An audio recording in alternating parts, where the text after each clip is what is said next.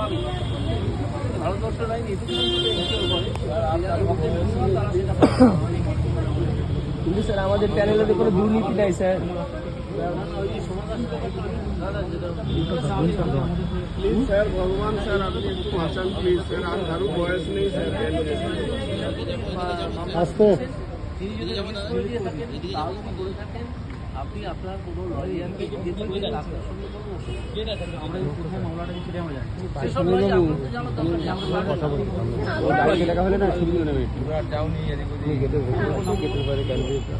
আমরা অলরেডি অনেক রকম ভাবে চেষ্টা করেছি স্যার, কোনোভাবে আমরা ফান্ডিং না চেষ্টা এত হাল ছেড়ে দিলে হবে হাল ছেড়ে দিলে হবে না। অনেক তো টাকার প্রয়োজন, কারণ আমরা এত টাকা পাবো কোথায়? আমরা বেকার আপনি তাহলে যদি টাকা না থাকেন তাহলে আপনারা লিগাল এড বলে একটা ব্যবস্থা আছে কলকাতা হাইকোর্টে আছে, সেখানে চলে যান। আমাদের ওই একটু পরে পরে পরে এখন সবাই একসাথে কথা বললে হবে। আমরা এত বেকার আমাদের চাকরি হয়েও হচ্ছে না।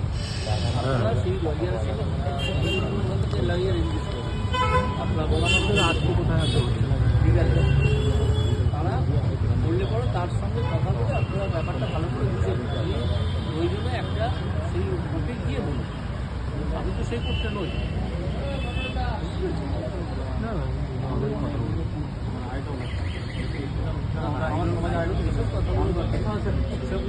আমি শুধুমাত্র আপনাদের সঙ্গে সিম্প্যাথি থাকতে পারে, সিম্প্যাথি আছে।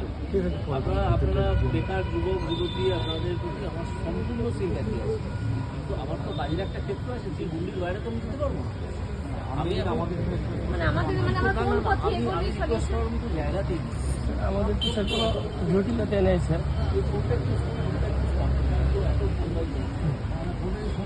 আমাদের কোনো আইনের তো জটিলতা নেই। বন্ধ করুন, এত ফোন করতে কথা বলুন।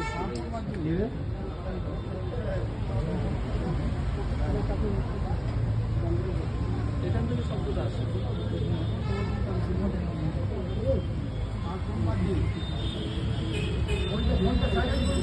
ফোনটা সাইলেন্ট না করলে আপনি ফোন থেকে সরে যান, ডিস্টার্ব করবেন। আপনারা একজন লয়ার জোগাড় করুন, আপনাদের কিছু না পারতেই পারেন। আপনারা লিগাল এডে যোগাযোগ করুন, কালকেই চলে যান লিগাল এড অফিসটা সেক্রেটারি বিল্ডিং, ওখানে গিয়ে একজন লয়ারের কথা বলুন, একটা অ্যাপ্লিকেশন করুন, আপনারা পাবেন।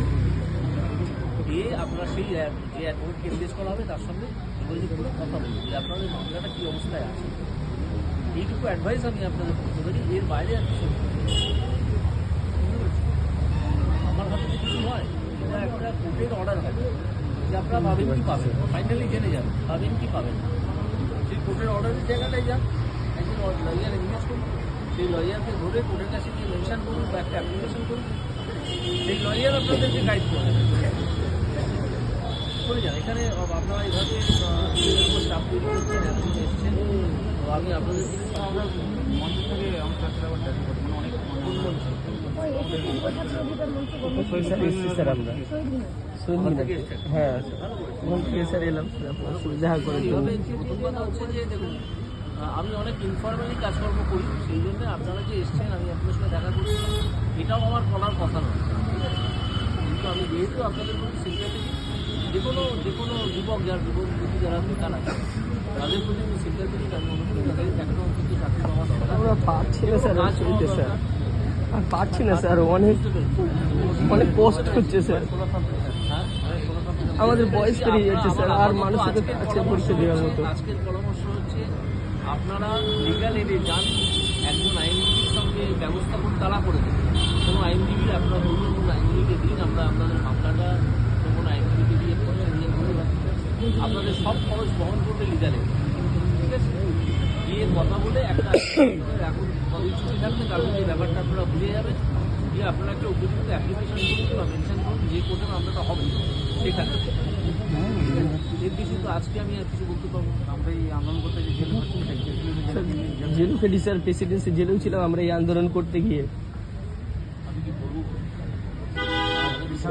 স্যার আপনি তো পরামর্শ দিলেন স্যার, আমরা কি দিশারা হয়ে গেছি স্যার। রবীন্দ্রনাথের সেই ছড়াটা বলেছেন যে যত সাধু ঢুকে থাকে জেলখানাতে, কারণ বাইরে সব এরা থাকে, দুর্বৃত্তরা বাইরে ঘোরাফেরা করে, যারা ভালো মানুষ তাদেরকে সামনে রাখার জন্য, তাদেরকে রাখার জন্য এখানে আর তো আমি একদম সাইড দিতে হবে না। আপনি আমার সাইডে আছেন, আপনি রেডি যান। আর যারা দুর্বৃত্ত তারা বাইরে বেরিয়ে বসে আছে, এটাও হতে পারে। সুতরাং জেলখানায় থাকাটা খুব একটা অপমানজনক ঘটনা। না স্যার, সেটা মনে করছি না, লেখা স্যার। আছে, আমাদের সকলের মধ্যেই একটা লেখা আছে যে আমরা সবাই কোনো না কোনো সময় জেলখানায় চলে যাবো, আর দুর্বৃত্তরা বাইরে আসবে।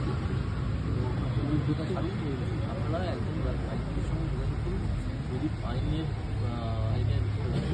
চালাতে টাকাটা বিচারে কোর্টে হারিয়ে আছি, কোর্টে মানে জেলে হারিয়ে আছি, মানে আপনি যে না স্যার, আপনি ভাবতে পারবেন না স্যার, এত পরিমাণ আমরা মানে কোর্টে গিয়েছি, আমাদের আর মানে কি বলবো, আর মানে বলার কোনো ভাষা নেই। আদালতে গেলে পরে আদালতে একটু হয়রান হয়।